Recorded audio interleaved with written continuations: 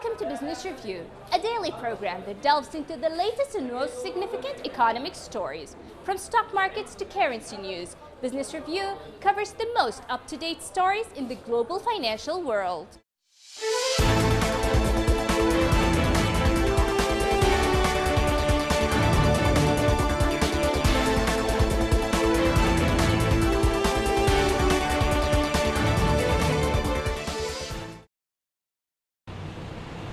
The coronavirus outbreak in most parts of the world has revitalized the production capacity of disinfectant and detergent plants, like in the Gaza Strip, as well as around the world.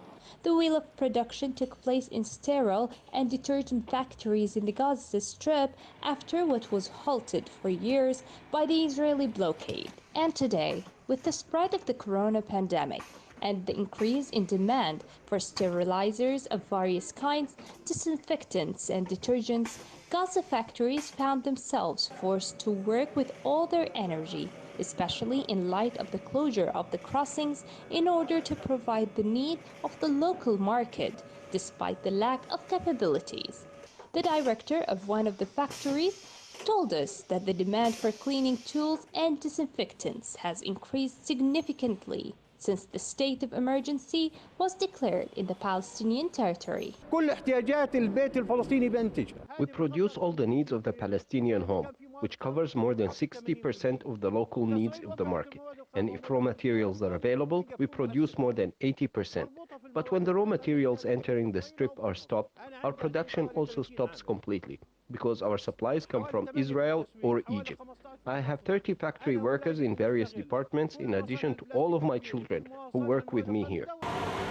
Dozens of factories have doubled their production capacity and have had to absorb more manpower who did not expect that Corona would open a door for their livelihood.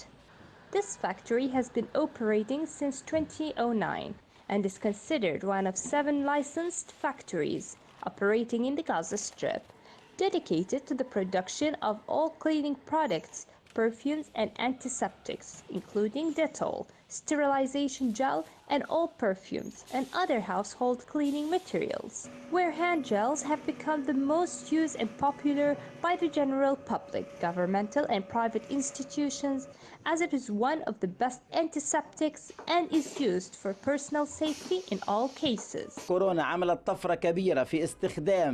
Corona has caused a great leap in the use of gel, sterilizers, alcohol, and Dettol of all kinds. There is an increase in use among people in institutions, at homes, in pharmacies, in stores of all kinds. Some factories even stopped production of other products to cover the local demand for sterilizers, detergents, and disinfectants. Pharmacies and commercial shops in the Gaza Strip witness a great demand for various disinfection and cleaning materials, which have become the best-selling products during the crisis, and they confirm that the prices are affordable to all, as this turnout reflects the state of fear for the citizen in Gaza. For KTV2, this is Business Review Program, Yumna Sayed, Gaza, Palestine.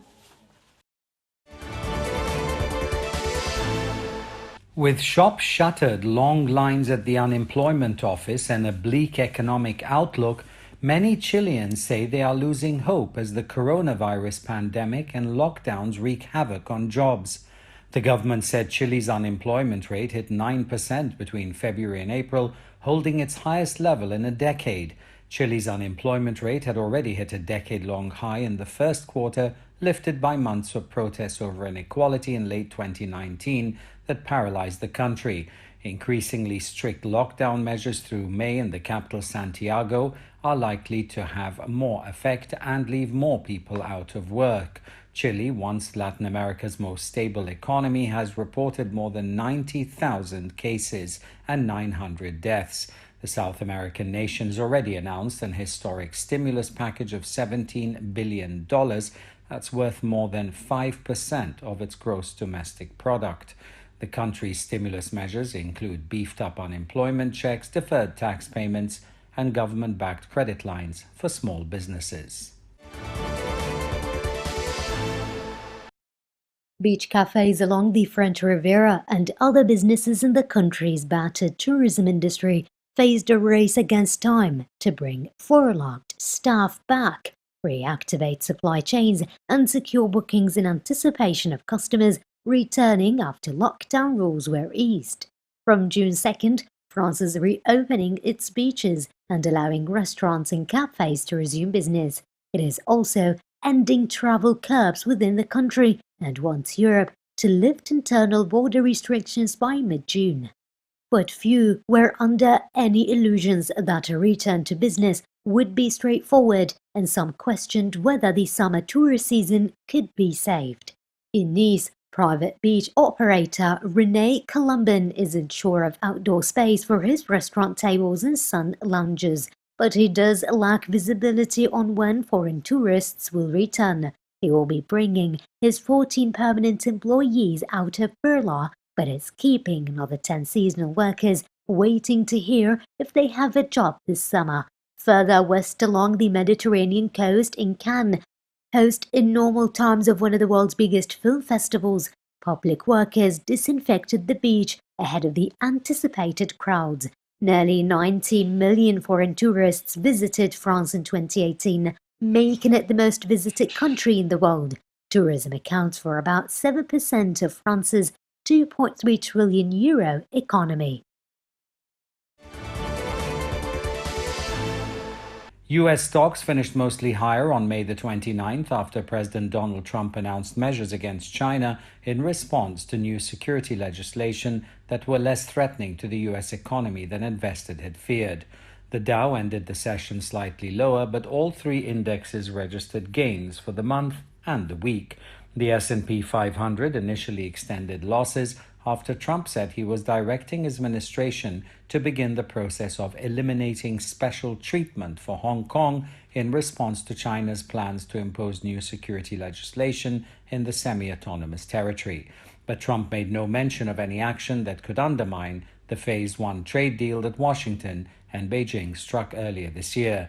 Trump also said the United States is terminating its relationship with the World Health Organization, something he had threatened earlier this month.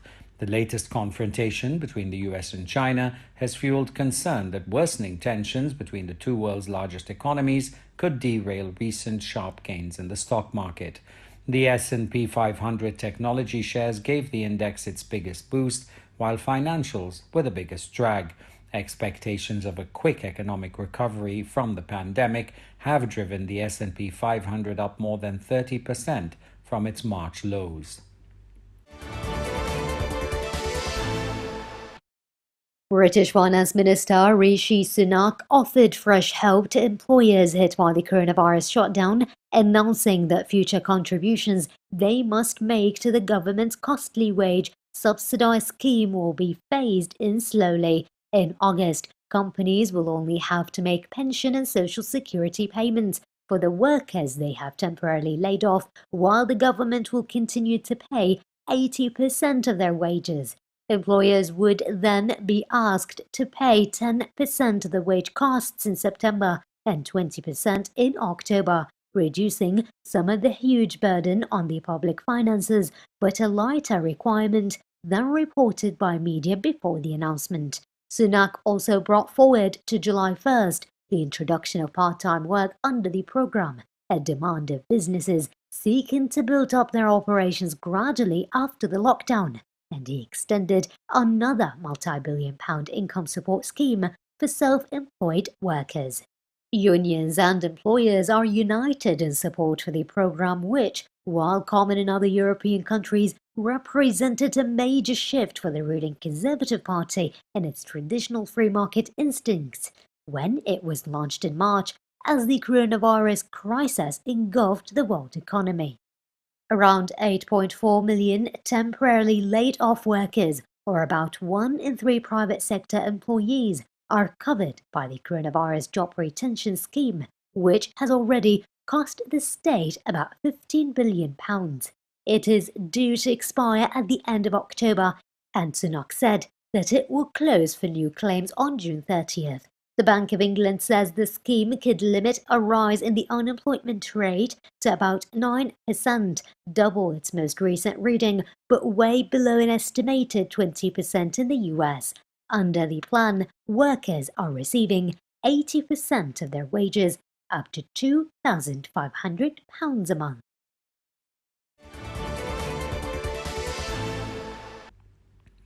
Ukraine is expecting the International Monetary Fund, the IMF, to approve a $5 billion loan package on June the 5th and disperse the first tranche of $1.9 billion the next day.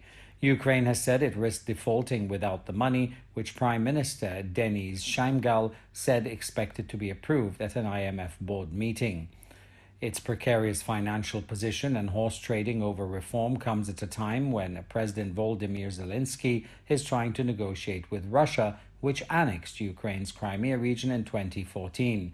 The IMF declined to comment on Shmyhal's statement, which offers the most precise timing the government has yet given for when it expects the disbursement of the IMF loan tranches, money the government sorely needs.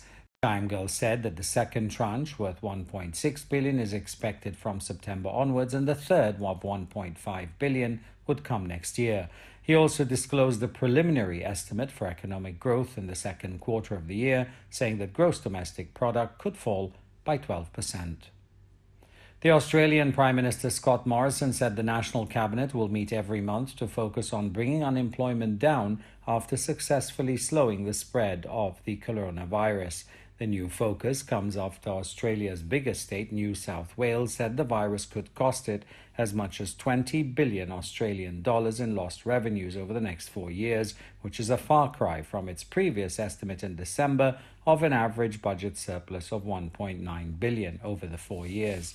Morrison expressed his support for the reopening of international travel between New Zealand and Australia and said he would consider the travel bubble even if some state borders remain closed. Australia has recorded just over 7,100 cases and 103 deaths, with new infections under control across all 8 states and territories.